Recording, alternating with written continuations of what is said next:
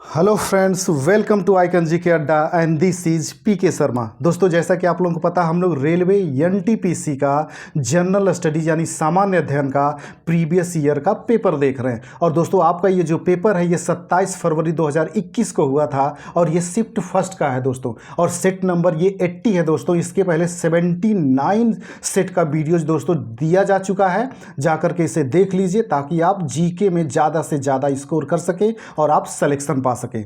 और दोस्तों, जो लोग चैनल पे नए आए हुए हैं दोस्तों, चैनल को सब्सक्राइब कर लेंगे। वीडियो अच्छा लगता है तो दोस्तों इसे लाइक भी करें और शेयर भी करें ताकि ज़्यादा से ज़्यादा लोग इसका लाभ उठा सकें। दोस्तों, वीडियो जो होते हैं थोड़े से बड़े हो जा रहे हैं, तो इस पे ध्यान रखिएगा कि जो भी क्वेश्चन आपके आते हैं उस क्वेश्चन के जितने भी ऑप्शन होते हैं 4, उनको मैं डिस्क्राइब करता हूँ, एक्सप्लेन करता हूँ, ताकि इस तरह इस फैक्ट से जो क्वेश्चन आपका आया हुआ है इससे रिलेटेड कोई भी अगर क्वेश्चन आपका एग्जाम में बनता है तो आप उसे कर सकें। और दोस्तों, ये रेलवे की खासियत होती है कि रेलवे जो पहले क्वेश्चन पूछ चुका है जिस टॉपिक से, उसी टॉपिक से क्वेश्चन इर्द गिर्द वो बनाता है। तो दोस्तों, इसमें घबराना मत, पूरा वीडियो आराम से देखिए दोस्तों। अगर किसी को थोड़ा सा आवाज़ स्लो लग रही है तो दोस्तों आप उसको यूट्यूब से वहाँ से स्पीड कर बढ़ा दीजिए और देख लीजिए।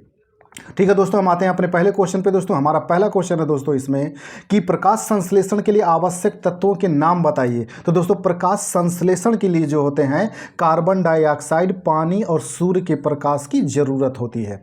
दोस्तों, कभी भी याद रखिएगा कि इसके लिए प्रकाश संश्लेषण होने के लिए प्रकाश सबसे महत्वपूर्ण चीज़ है। अगर प्रकाश नहीं है तो प्रकाश संश्लेषण की क्रिया नहीं होगी। और दोस्तों, प्रकाश संश्लेषण के लिए कार्बन डाइऑक्साइड, पानी, इनकी आवश्यकता होती है। और इसमें प्रकाश संश्लेषण दिया है तो प्रकाश संश्लेषण के बारे में कुछ जान लीजिए। आपसे पूछता है, पहला यही क्वेश्चन पूछता है दोस्तों कि इसमें जो आपका पानी होता है H2O जो होता है, इसका ऑक्सीकरण होता है। दोस्तों याद रखिएगा, पानी जो होता है इसमें ऑक्सीकरण इसका होता है।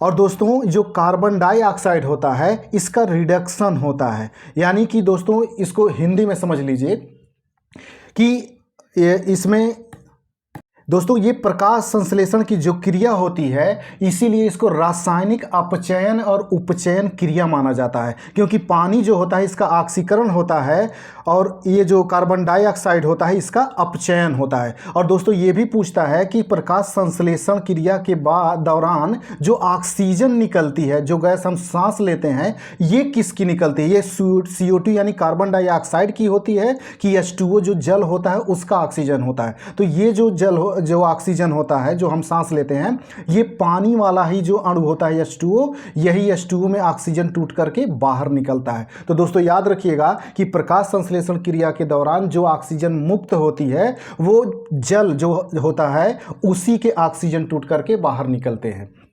और दोस्तों, ये याद रखिएगा कि प्रकाश संश्लेषण की जो क्रिया होती है ये लाल और नीले प्रकाश में सबसे ज़्यादा होती है। और ये भी कई बार पूछा गया है। तो लाल और नीले प्रकाश में सबसे ज़्यादा होती है, लाल और नीला। और दोस्तों, ये भी पूछता है कि किस प्रकाश में प्रकाश संश्लेषण की क्रिया सबसे कम होती है। तो दोस्तों, बैंगनी कलर में सबसे कम होती है प्रकाश संश्लेषण की क्रिया।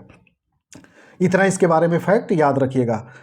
अगला है दोस्तों, बांग्लादेश को स्वतंत्र देश का दर्जा कब प्राप्त हुआ? तो दोस्तों, बांग्लादेश को स्वतंत्र देश का दर्जा 1971 में प्राप्त हुआ था, 1971 में।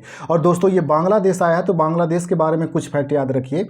बांग्लादेश दोस्तों विश्व का, ये भारत से सटे हुए जितने भी देश हैं, यानी जितने भी भारत के सीमावर्ती देश हैं, उसमें सबसे ज़्यादा जो स्थलीय सीमा है, स्थलीय सीमा सबसे ज़्यादा बांग्लादेश की लगी हुई है। उसके बाद दूसरे नंबर पे चीन आता है। ये दोनों फैक्ट याद रखिएगा। और दोस्तों, ये भी याद रखिएगा कि बांग्लादेश का जो राष्ट्रीय गीत है उसकी रचना किसने किया था? तो रविंद्रनाथ टैगोर जी ने किया था और उसका नाम है अमार सोनार बांग्ला।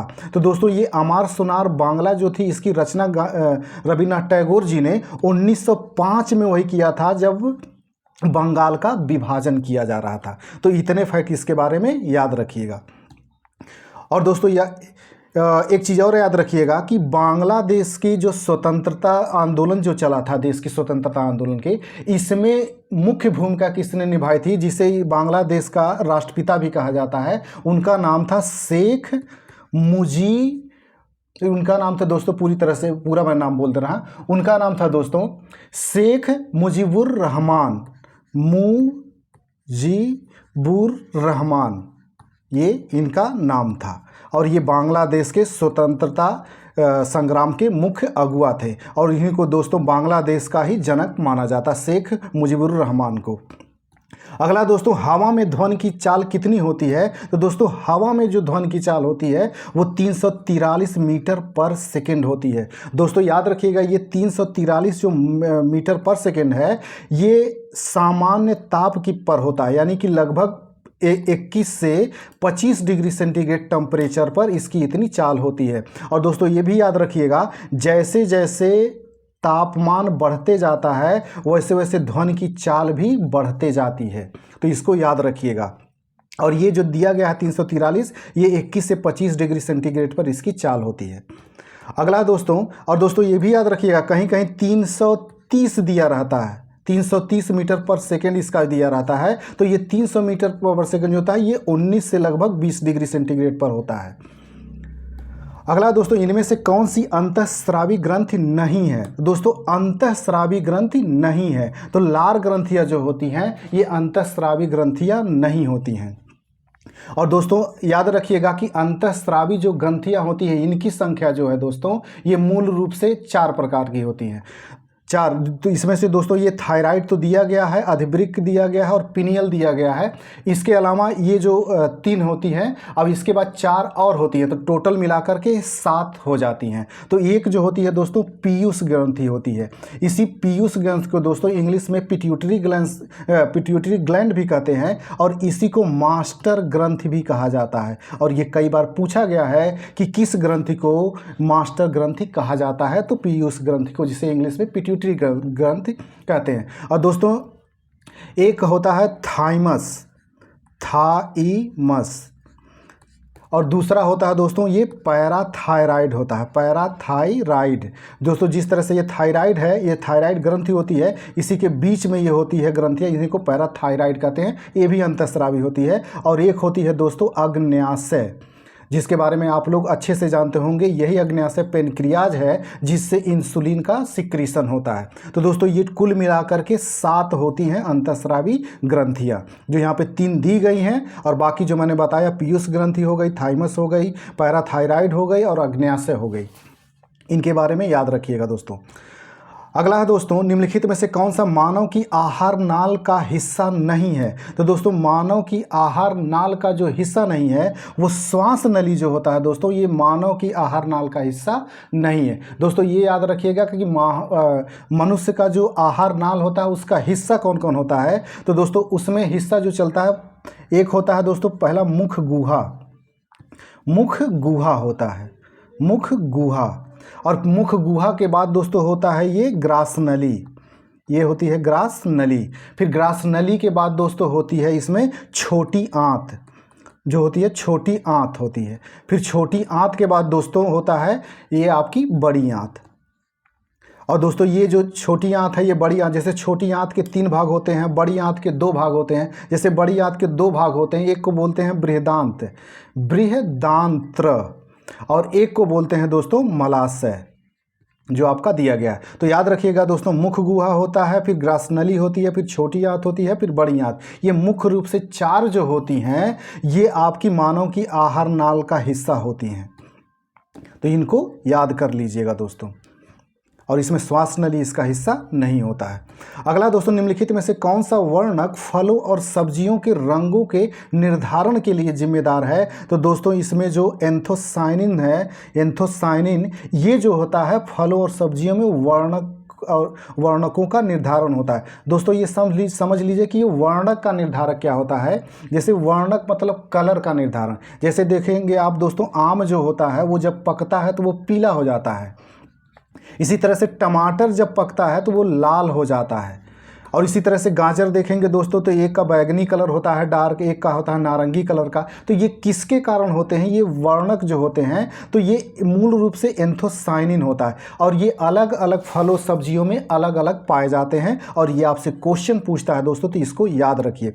जैसे दोस्तों टमाटर में जो लाल रंग होता है वो किसके कारण होता है? तो दोस्तों वो लाइकोपिन होता है, लाइकोपिन। ये लाइकोपिन नामक वर्णक होता है जिसकी वजह से टमाटर लाल होता है। इसी तरह से मिर्च जो होता है दोस्तों, मिर्च जो होता है, मिर्च भी पकने के बाद जब लाल हो जाता है तो ये किसके कारण होता है दोस्तों? तो ये होता है कैप्सेसिन होता है, कैप्सेसिन।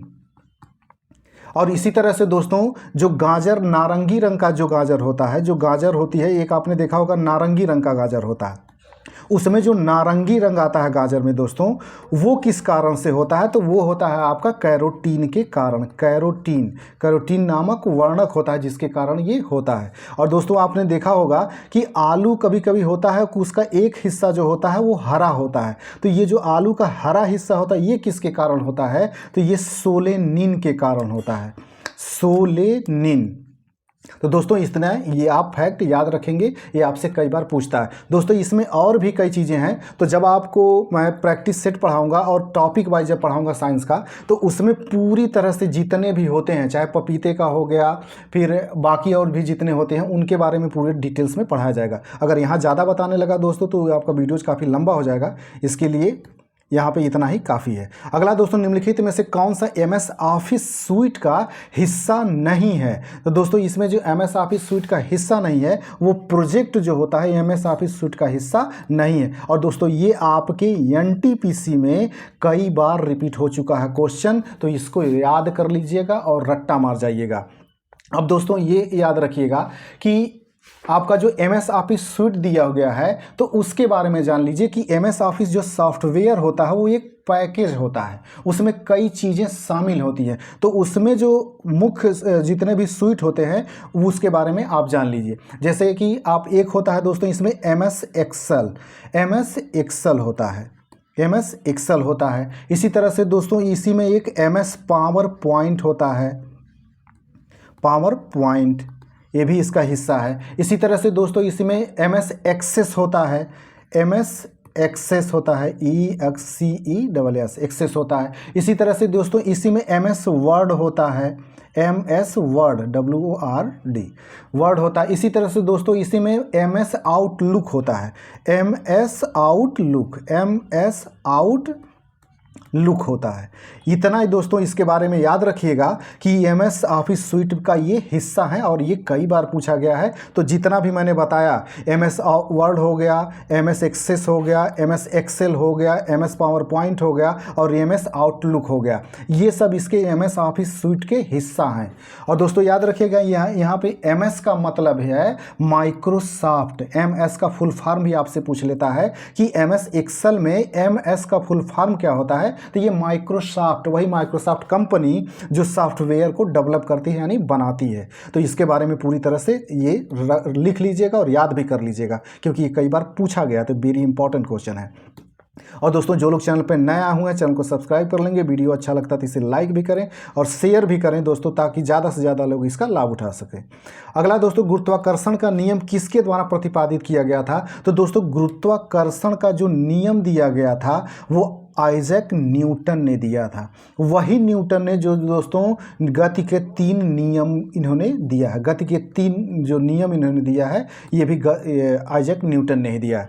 दोस्तों इसमें जो कुछ नाम दिए गए हैं उनके बारे में याद रखिए। जैसे चार्ल्स डार्विन के बारे में पूछा जाता है कि इनका सिद्धांत क्या है, तो इनका चार्ल्स डार्विन का ही सिद्धांत है दोस्तों प्राकृतिक चयन का सिद्धांत।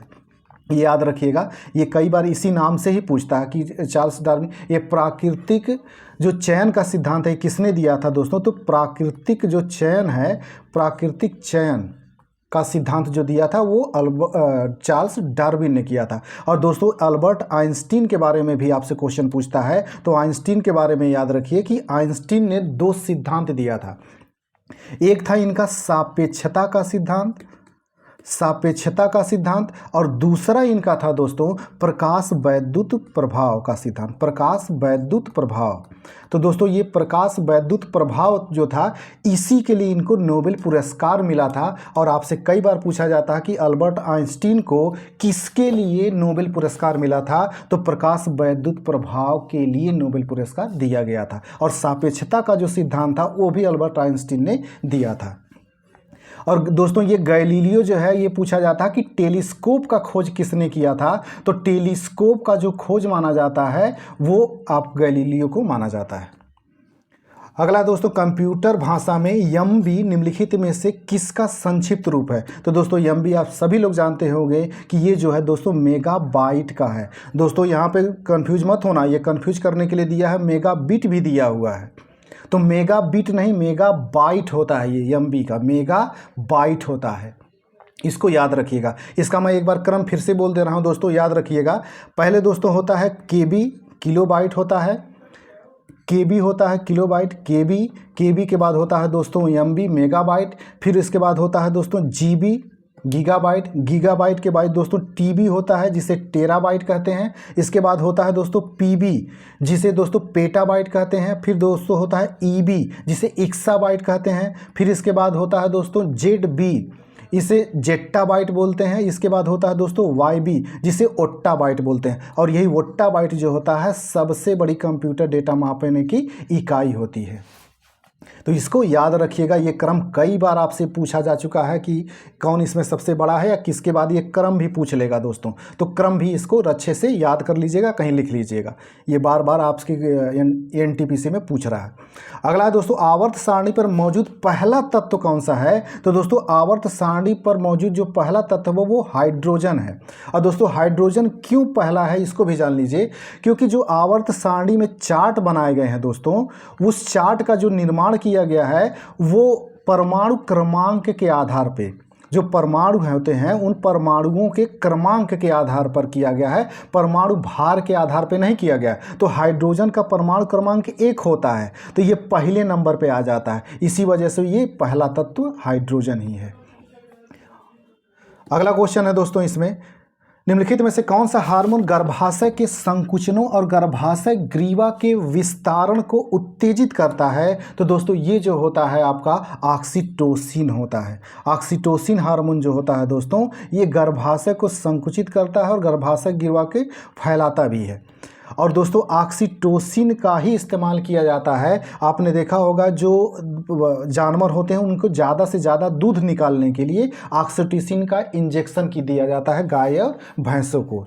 और दोस्तों इसमें जो दिया गया है एक ये प्रोजेस्टेरॉन जो है दोस्तों, 2 क्वेश्चन आपसे पूछता है। एक पूछता है कि मेल हार्मोन किसे कहा जाता है, मेल हार्मोन, और दूसरा आपसे पूछता है फीमेल हार्मोन। तो दोस्तों मेल जो हार्मोन होता है, ये जो होता है इसको एंडोस्टेरॉन बोलते हैं, एंडोस्टेरॉन जो होता है ये मेल हार्मोन होता है, यानी पुरुष हार्मोन होता है। और इसी तरह से दोस्तों प्रोजेस्टेरॉन प्लस एस्ट्रोजन हार्मोन होता है, प्रोजेस्टेरॉन प्लस एस्ट्रोजन, ये दोनों जो हार्मोन होते हैं दोस्तों ये फीमेल यानी कि स्त्री हार्मोन होते हैं। और दोस्तों आपको एक चीज़ और याद रखिएगा कि एस्ट्रोजन हार्मोन जो होता है, जैसे आपने सुना होगा कि महिलाओं के बारे में जो उनका मेंस्ट्रुअल साइकिल होता है, तो यही मेंस्ट्रुअल साइकिल एक समय के बाद लगभग 45 ईयर के बाद या 45 ईयर तक लगभग समाप्त हो जाता है मेंस्ट्रुअल साइकिल आना। तो ये मेंस्ट्रुअल साइकिल जब बंद हो जाता है तो कौन सा हार्मोन होता है जिसका सिक्रीशन उनके शरीर में होना बंद हो जाता है? तो मूल रूप से भी यही एस्ट्रोजन हार्मोन होता है जिसका सिक्रीशन बंद हो जाता है और महिलाओं में जो मेंस्ट्रुअल साइकिल होती है वो बंद हो जाती है। तो ये याद रखिएगा। और जो दोस्तों मैंने इसको बताया कि इसमें सिंपल आपसे पूछ लेता है कि कौन पुरुष हार्मोन है, कौन स्त्री हार्मोन है। तो पुरुष हार्मोन एंडोस्टेरॉन होता है और जो महिला हार्मोन होती है, स्त्री हार्मोन होता है, वो प्रोजेस्टेरॉन होता है और एस्ट्रोजन होता है। इसको रट्टा मार के रखिएगा, ये कई बार आपके साइंस में पूछा गया है और अच्छा क्वेश्चन है ये। अगला क्वेश्चन है दोस्तों, निम्नलिखित में से किस मछली में सिर, हड्डी, आँख या नाक मौजूद नहीं होते हैं? तो दोस्तों जो जेली फिश होती है, जेली फिश होती है दोस्तों, इसमें जो होता है ना ही सिर होता है, ना ही हड्डी होती है, ना ही आँख होता है, ना ही नाक होता है। और दोस्तों ये चाइना में बहुत ज़्यादा खाया जाता है, चाइनीज लोग बहुत टेस्टी इसको मानते हैं, बहुत खाते हैं ये जेली फिश को। और दोस्तों इसमें एक जो ये दिया गया है कैट फिश, ये कैट फिश जो होता है दोस्तों, ये कैट फिश वाकई फिश है। दोस्तों याद रखिएगा ये जेली फिश जो है ये फिश आगे लिखा हुआ, लेकिन ये मछली नहीं है, इसको याद रखना। अगर पूछ लेगा जेली फिश क्या है तो ये मछली नहीं है। यहाँ पे कैट फिश जो लिखा गया है ये मूल रूप से मत्स्य वर्ग में आती है, इसको याद रखिएगा। और दोस्तों जो ये स्टार फिश है, स्टारफिश, ये भी दोस्तों आपकी मछली वर्ग में नहीं आती है, तो ये दोनों याद रखिएगा। ये कैट फिश जो है दोस्तों, कैट फिश हो गया, डॉग फिश हो गया, समुद्री गाय जो होती है, ये सब जितने होते हैं ये मत्स्य वर्ग में आते हैं, ये मछली होती हैं। बाकी आप देखेंगे जैसे कई होते हैं दोस्तों, वो कीट वर्ग में आते हैं, मछली में नहीं आते हैं। आगे तो इनके लिखा हुआ है फिश। तो दोस्तों ये पूरा डिटेल्स मैं तब बताऊंगा दोस्तों जब आपको पूरा इसके टॉपिक पे पढ़ाऊंगा साइंस का, तब वहाँ पे पूरा डिटेल्स बताऊंगा। अभी यहाँ पे ज़्यादा समय हो जाएगा दोस्तों।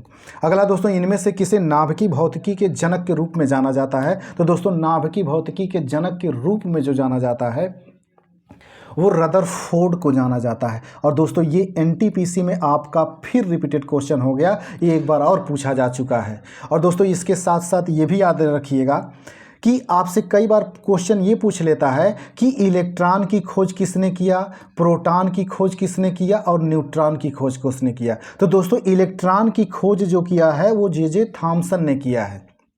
अब प्रोटॉन की खोज जो है दोस्तों ये रदरफोर्ड ने ही किया है। और न्यूट्रॉन की खोज दोस्तों चैडविक ने किया था। चैडविक, इनका नाम था चैडविक, चैडविक ने किया था। और ये कई बार पूछा गया है, तो इसको याद रखिएगा। और दोस्तों ये जेम्स वाट जो हैं, जेम्स वाट ने ही भाप का इंजन खोजा था। भाप के इंजन का आविष्कार जो किया था वो जेम्स वाट ने किया था। और दोस्तों अभी आपने देखा कि आइजैक न्यूटन के बारे में, न्यूटन ने ही गुरुत्वाकर्षण का नियम दिया है और साथ में ही गति का 3 नियम दिया है। इसमें गति का जो दूसरा वाला नियम है दोस्तों, दूसरा और तीसरा ये आपसे अक्सर पूछता है, तो इसको जान लीजिए। दूसरा जो नियम होता है दोस्तों उसी को बोलते हैं F=m/g या F=m/a। और तीसरा वाला जो नियम हो दोस्तों न्यूटन का, वही क्रिया प्रतिक्रिया का नियम है। अगर आप दीवार पे अपने हाथ को तेज़ी से मारेंगे तो आपके हाथ को भी चोट लगेगा। वही क्रिया प्रतिक्रिया का नियम है, जिसे न्यूटन का तीसरा नियम कहा जाता है। तो दोस्तों जो लोग चैनल पर नए आए हुए हैं चैनल को सब्सक्राइब कर लेंगे। वीडियो अच्छा लगता है दोस्तों तो इसे लाइक भी करें और शेयर भी करें, ताकि ज़्यादा से ज़्यादा लोग इसका लाभ उठा सकें। आते हैं दोस्तों हम अगले क्वेश्चन पे। हमारा अगला क्वेश्चन है दोस्तों इसमें कि सोडियम एक अभिक्रियाशील धातु है जो खुले रखे जाने पर के साथ अभिक्रिया करके विस्फोट के साथ आग पकड़ लेती है। यानी किसके साथ दोस्तों अभिक्रिया करके विस्फोटक का रूप धारण कर लेती है? तो दोस्तों ये जो होती है ऑक्सीजन के साथ क्रिया करके विस्फोटक का रूप धारण कर लेती है।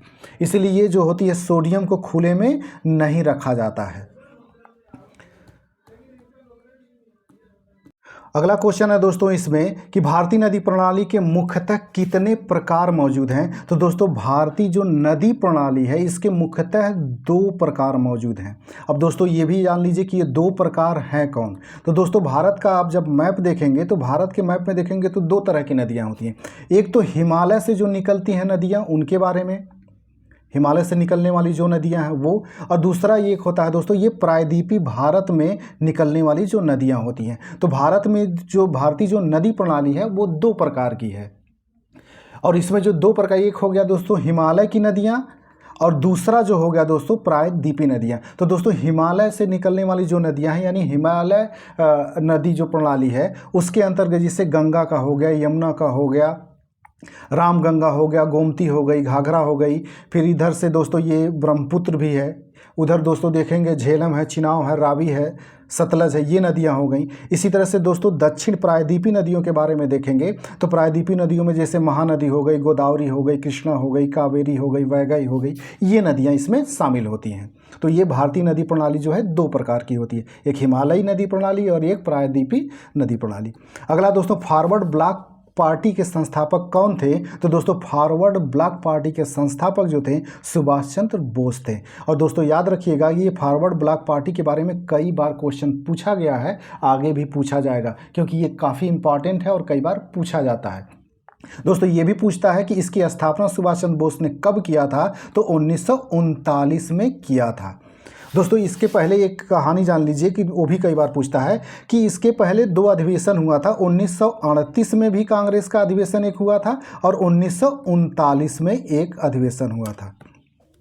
तो दोस्तों पहला जो अधिवेशन था ये 1938 वाला ये हरिपुरा में हुआ था, हरिपुरा में। और दूसरा जो था ये त्रिपुरी में हुआ था, त्रिपुरी।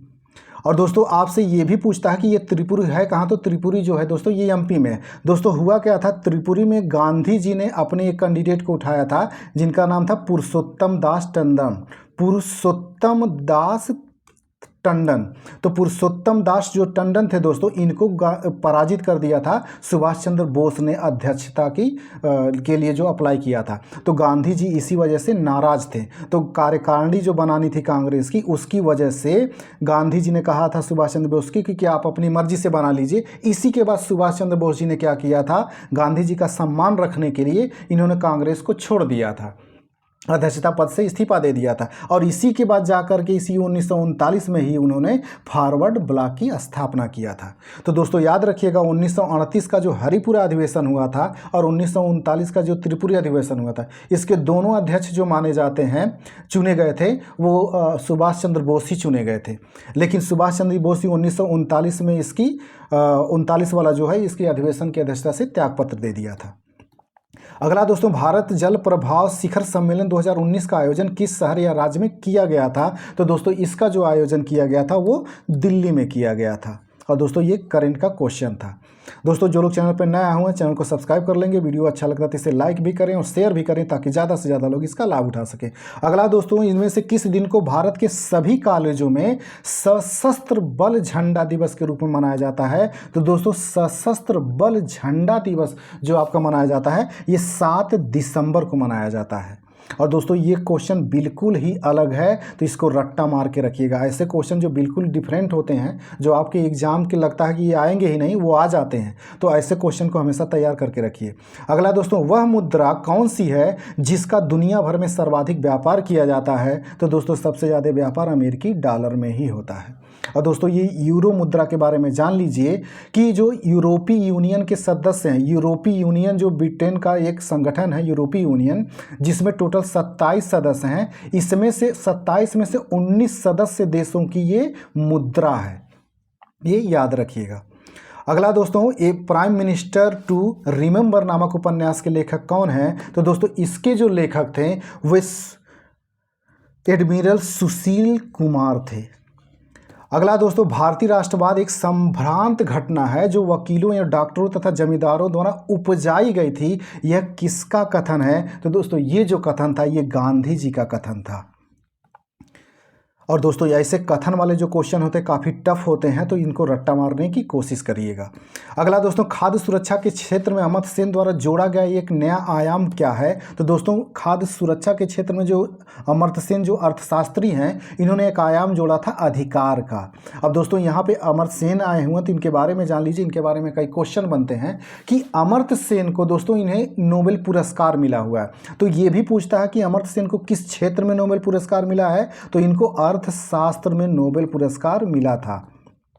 और दोस्तों ये भी पूछता है कि अर्थशास्त्र में क्या करने के लिए मिला था? तो जो कल्याणकारी अर्थशास्त्र होता है, कल्याणकारी अर्थशास्त्र, इसके क्षेत्र में मिला था, कल्याणकारी अर्थशास्त्र के क्षेत्र में। और दोस्तों ये भी पूछता है कि किस वर्ष इन्हें मिला था? तो 1998 में इन्हें मिला था। और ये भारतीय मूल के हैं, इसीलिए इंपॉर्टेंट है। अमर्त्य सेन रहते हैं दोस्तों अमेरिका में और ये है भारतीय मूल के, इसी वजह से ये इंपॉर्टेंट है। और दोस्तों ये भी पूछता है कि अमर्त्य सेन को भारत रत्न भी दिया गया है, तो याद रखिएगा ये ऐसे भारतीय मूल हैं जिन्हें भारत रत्न के साथ साथ नोबेल पुरस्कार भी मिला हुआ है। और 98 में इन्हें नोबेल पुरस्कार मिला था और 99 में भारत सरकार ने इन्हें भारत रत्न प्रदान किया था। तो दोनों फैक्ट याद रखिएगा। इसको क्वेश्चन को घुमा के पूछ लेगा कि भारत का कौन सा अर्थशास्त्री है जिसे नोबेल पुरस्कार के साथ साथ भारत रत्न भी प्राप्त हुआ है? तो वो है अमर्त्य सेन जी। अगला है दोस्तों, इडाई का पूर्ण रूप क्या है? तो दोस्तों इडाई का पूर्ण रूप है insurance regulatory and development authority of India. दोस्तों इसमें ए ऑप्शन और डी ऑप्शन दोनों लगभग सेम दिया हुआ है। Insurance regulatory and development authority of India, ये भी वही दिया हुआ है, तो इसका दोनों ऑप्शन सही है। और दोस्तों इसके पहले वाले किसी सेट में मैंने आपको इडाई के बारे में, सेबी के बारे में पूरा डिटेल से बताया हुआ, जा करके वो वीडियो देख लीजिएगा। इनकी कब स्थापना हुई थी, क्या हुआ था सारा। लेकिन यहाँ पे जान लीजिए कि दोस्तों इडाई की स्थापना जो हुई थी 1999 में हुई थी, और दोस्तों सेबी की जो स्थापना हुई थी ये 1988 में हुई थी। तो इन दोनों के बारे में याद रखिएगा, अक्सर पूछा जाता है। इडाई जो होता है दोस्तों, जो बीमा कंपनियां होती हैं इनको रेगुलेट करता है, और जो सेबी होती है दोस्तों, जो हमारे वहाँ एक्सचेंज बोर्ड होते हैं, जैसे निफ्टी हो गया, ये सेंसेक्स हो गए, इनको रेगुलेट करती है। अगला दोस्तों, 24 अप्रैल 1945 को देशों की सरकारों ने सैन फ्रांसिस्को में एक सम्मेलन का आयोजन किया और यूएन चार्टर का मसौदा तैयार करना शुरू किया। तो दोस्तों कितने देशों ने किया था ये, तो ये टोटल 50 देशों ने किया था, और ये करेंट का क्वेश्चन है दोस्तों। अगला क्वेश्चन है दोस्तों, विश्व हिंदी दिवस प्रतिवर्ष किस तिथि को मनाई जाती है। दोस्तों यहाँ इस 25 वाले क्वेश्चन को ध्यान से सुनना। कह रहा है ये विश्व हिंदी दिवस, यानी विश्व स्तर पे जो हिंदी मनाई जाती है, हिंदी दिवस, वो कब मनाई जाती है, ये आपसे पूछ रहा है। तो दोस्तों विश्व हिंदी दिवस जो मनाई जाती है वो 10 सितंबर को मनाई जाती है।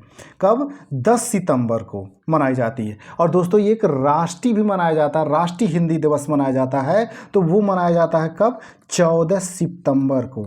14 सितंबर को हमारे वहाँ मनाया जाता है राष्ट्रीय दिवस, राष्ट्रीय हिंदी दिवस। तो कंफ्यूज मत होना, अगर राष्ट्रीय हिंदी दिवस पूछेगा तो 14 सितंबर, और दोस्तों अगर विश्व हिंदी दिवस पूछेगा तो 10 दिसंबर को मनाया जाता है। इसको याद रखिएगा, और ये कई बार पूछा गया। और क्यों मनाया जाता है यहाँ पे 14 सितंबर को दोस्तों? क्योंकि 14 सितंबर दोस्तों 1949 को, 1949 को हिंदी को भारतीय राजभाषा घोषित किया गया था। इसीलिए हमारे वहाँ 14 सितंबर को हिंदी दिवस मनाया जाता है, और विश्व स्तर पे हिंदी दिवस 10 सितंबर को मनाया जाता है। तो इसको अच्छे से याद कर लीजिएगा, कन्फ्यूज मत होना। अगला दोस्तों, नवीनतम मिड डे मील दिशा निर्देशों में प्राथमिक कक्षाओं के प्रत्येक बच्चे को प्रतिदिन कितने कैलोरी के बराबर पोषण सामग्री देना निर्धारित किया गया है। तो दोस्तों इसके तहत जो निर्धारित किया गया है वो 450 कैलोरी की बात की गई है दोस्तों, 450 कैलोरी। और दोस्तों इसको याद रखिएगा, ये प्राथमिक कक्षा की बात है दोस्तों। ये इसमें जो मिड डे मील योजना चलती है, जो मिड डे मील योजना है दोस्तों, इसकी 2 मानक है। एक प्राथमिक कक्षाओं के लिए, यानी 1 से 5 तक के जो बच्चे होते हैं उनके लिए 450 है, उनके लिए लिखा गया है दोस्तों 450 कैलोरी प्लस 12 ग्राम प्रोटीन जो है उनके लिए 12 ग्राम है। लेकिन वहीं 6 से लेकर के जो 8 तक के बच्चे हैं उनके लिए दोस्तों रखा गया है 700 कैलोरी प्लस 20 ग्राम प्रोटीन। तो दोनों इसको याद रखिएगा, और ये पूछता है। और दोस्तों ये भी पूछता है कि ये जो मिड डे मील योजना है ये कब शुरू की गई थी। तो मिड डे मील योजना दोस्तों 1995 में शुरू की गई थी, 1995 में। और ये क्वेश्चन दोस्तों आज भी स्कूलों में चलता है, इसलिए ये योजना काफ़ी इंपॉर्टेंट है। किसके लिए कितना कैलोरी है, ये सारी चीज़ें आप अच्छे से याद कर लीजिएगा। अगला दोस्तों, 2019 में वर्ल्ड यूनिवर्सिटी में स्वर्ण पदक जीतने वाली पहली भारतीय महिला कौन है। तो दोस्तों पहली जो भारतीय महिला थी इसमें जीतने वाली, ये द्युति चंद थी। दोस्तों ये वर्ल्ड यूनिवर्सिटी गेम की बात कर रहा है, तो ये आपके जीके के लिए इंपॉर्टेंट हो जाता है, क्योंकि ये पहली भारतीय महिला है जो स्वर्ण पदक जीती थी यूनिवर्सिटी खेलों में, वर्ल्ड यूनिवर्सिटी गेम में।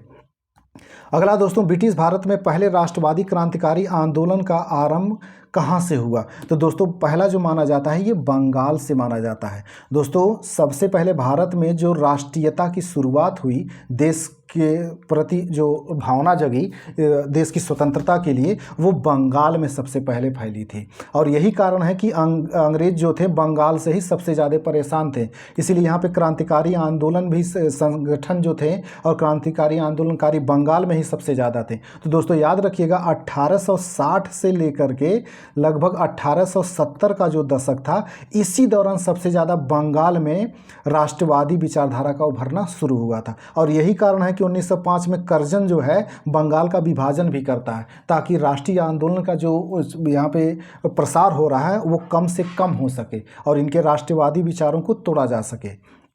तो याद रखिए। उसके बाद दूसरे नंबर पे दोस्तों महाराष्ट्र आता है। लेकिन सबसे पहले जो राष्ट्रीयवादी क्रांतिकारी आंदोलन की शुरुआत हुई थी दोस्तों, ये बंगाल में ही हुई थी। अगला क्वेश्चन है दोस्तों, इनमें से कौन सा संस्थान भारत के राजमार्गों के निर्माण एवं अनुरक्षण के लिए जिम्मेदार है? तो दोस्तों इसके लिए जो जिम्मेदार होता है, जो राष्ट्रीय राजमार्गों का निर्माण करता है, वो होता है भारतीय राष्ट्रीय राजमार्ग प्राधिकरण। इसका होता है दोस्तों national highway authority of India, यानी NHAI होता है। दोस्तों एक क्वेश्चन इसमें आपसे ये भी पूछा जाता है कि NHAI की स्थापना कब की गई थी? तो दोस्तों NHAI की जो स्थापना की गई थी, ये 1988 में एक्ट आया था।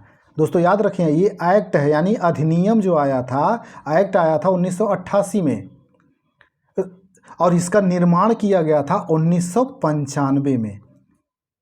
तो ये इतना याद रखेंगे। और दोस्तों सड़क से क्वेश्चन एक और बनता है कि 0 माइल स्टोन कहाँ है? 0 माइल स्टोन का मतलब होता है दोस्तों, 0 माइल स्टोन का मतलब होता है जहाँ से सारी दूरी मापी जाती है। ये एक पिलर है दोस्तों जिस पे 0 किलोमीटर लिखा गया है, यहीं से सारी दूरी मापी जाती है। भारत के जितनी भी दूरी मापी जाती है, यहीं से शुरुआत की जाती है। तो इसीलिए इसको 0 माइल स्टोन कहा जाता है। और ये कहाँ पे स्थित है, आपसे कई बार पूछा गया है। तो दोस्तों ये जो है, ये नागपुर में है, महाराष्ट्र के नागपुर में है 0 माइल स्टोन।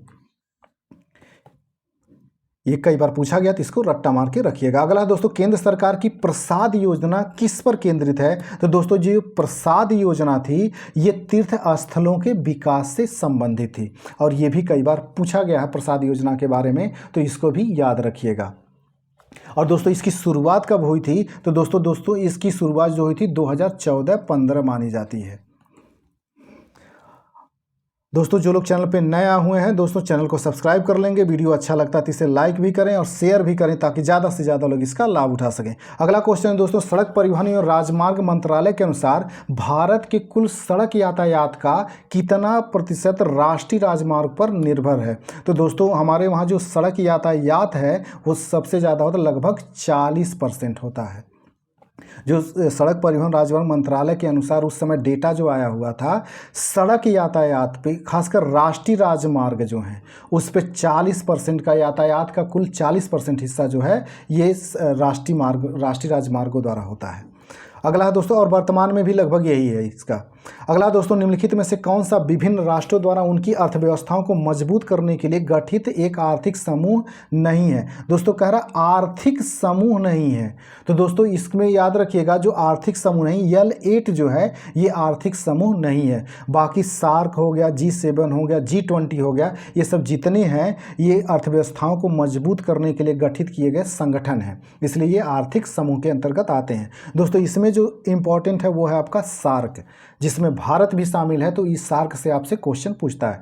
दोस्तों सार्क को बारे में पहला तो ये जान लीजिए कि सार्क को दक्षेस नाम से भी जाना जाता है। दक्षेस नाम से भी इसे जाना जाता है। दोस्तों सार्क ये भी पूछता है कि सार्क की स्थापना कब हुई थी दोस्तों? तो 8 दिसंबर 1985 को इसकी स्थापना हुई थी। और दोस्तों ये भी पूछता है कि इसका मुख्यालय कहाँ है? तो इसका मुख्यालय दोस्तों काठमांडू में है। ये काठमांडू कहाँ है दोस्तों? ये काठमांडू नेपाल की राजधानी है। और दोस्तों ये भी पूछता है कि दक्षेस में टोटल सदस्यों की संख्या कितने हैं? तो दोस्तों वर्तमान में इसके 8 सदस्य हैं। दोस्तों 8 सदस्य हैं। इन 8 सदस्यों के बारे में मैं बोल दे रहा हूँ। जितने भी भारत के सीमावर्ती देश हैं दोस्तों, सब इसमें शामिल हैं। तो इन सदस्यों के बारे में जान लीजिए। पहला दोस्तों है, इसमें भारत शामिल है। भारत के बाद दोस्तों इसमें नेपाल है। फिर उसके बाद दोस्तों इसमें बांग्लादेश भी शामिल है। फिर इसके बाद दोस्तों आता है मालदीव, और फिर इसके बाद है दोस्तों पाकिस्तान है। पाकिस्तान को PAK लिखा जाता है दोस्तों, पाक शॉर्ट फॉर्म में। इसी तरह से दोस्तों श्रीलंका है, फिर उसके बाद दोस्तों इसमें अफ़गानिस्तान है, जिसको शॉर्ट फॉर्म में AFG लिखा जाता है। तो ये 8 देश इसमें शामिल है। तो इसमें दोस्तों ये मालदीव जो देश है इसको याद रखिएगा, क्योंकि ये छोटा देश है, इसके बारे में लोग अक्सर भूल जाते हैं। और इसके टोटल 8 जो सदस्य हैं, इसमें मालदीव को आप याद रखेंगे, क्योंकि मालदीव को ही ऑप्शन बनाता है कि निम्नलिखित में से कौन सा देश सार्क में शामिल है। तो वहाँ ऑप्शन में दिए रहता है मालदीव, बाकी बड़े देशों का नाम नहीं दिए रहता है। तो मालदीव को याद रखिएगा। और दोस्तों ये याद रखिएगा कि पाकिस्तान भी इसमें शामिल है, भारत भी शामिल है, पाकिस्तान, दोनों ध्रुव विरोधी हैं लेकिन इसमें शामिल हैं। तो इसको याद रखिएगा। और जितना फैक्ट मैंने बताया इसके पहले कि इसकी स्थापना जो हुई थी 85 में हुई थी, 1985 में। इसका मुख्यालय काठमांडू में है, इसे दक्षेस के नाम से भी जाना जाता है। और दोस्तों ये इसका लास्ट क्वेश्चन है। तो दोस्तों जो लोग चैनल पर नया हुए चैनल को सब्सक्राइब कर लेंगे, वीडियो अच्छा लगता है तो इसे लाइक भी करें और शेयर भी करें, ताकि ज़्यादा से ज़्यादा लोग इसका लाभ उठा सकें। ठीक है दोस्तों, मिलते हैं अगले वीडियोज़ में, तब तक के लिए नमस्कार, जय हिंद।